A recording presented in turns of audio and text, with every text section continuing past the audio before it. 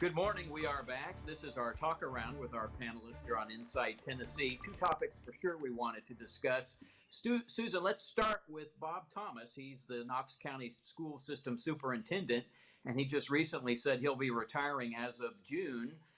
Wasn't going to go forever, but I'm curious of your thoughts about that announcement.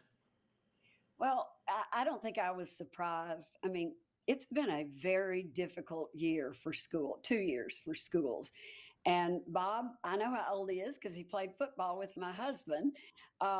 It's probably time for him to consider retiring, but I think he's done a good job. But man alive, if I'd been superintendent over the past 2 years and had to struggle with pandemics and masks and COVID and teachers being sick, and it's a difficult job. He's a little bit like a lot of nurses that have quit their jobs because of the stress of the pandemic. So good for Bob. I think he's been good for the school system while he's been there, but I totally understand why it was time to call it a day. I would say it's difficult any day to run a school system because of the various interests that you have to sort of satisfy and deal with and the issues that come up. But these days, you're right, it's tough. All right, let's now switch to the topic of our Attorney General, Herbert Slatery, who is from Knoxville, used to be an attorney here in Knoxville. He had an interesting letter that he wrote to Joe Biden. Don, can you discuss that? Sure. I think in sort of a broader picture with Herb, he has taken really some very hyper partisan positions in being adverse to things from the Biden administration or from a national legislative body that's now democratically controlled, whether it be about voting rights, whether it be about vaccine mandates for certain employers.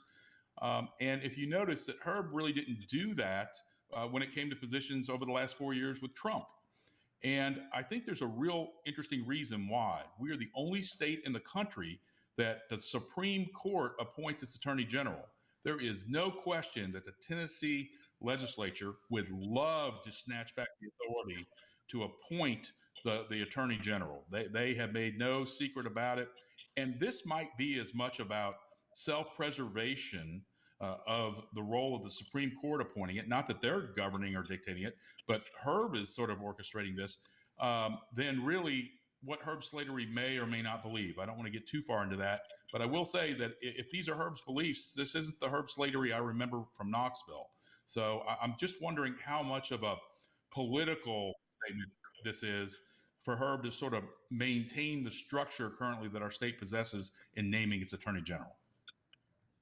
It's interesting that we have come to this. I don't know that people expected that things would get so heated over this issue of we've got this vaccine, we've got this opportunity. Nevertheless, here we are. Well, folks, we've enjoyed having you.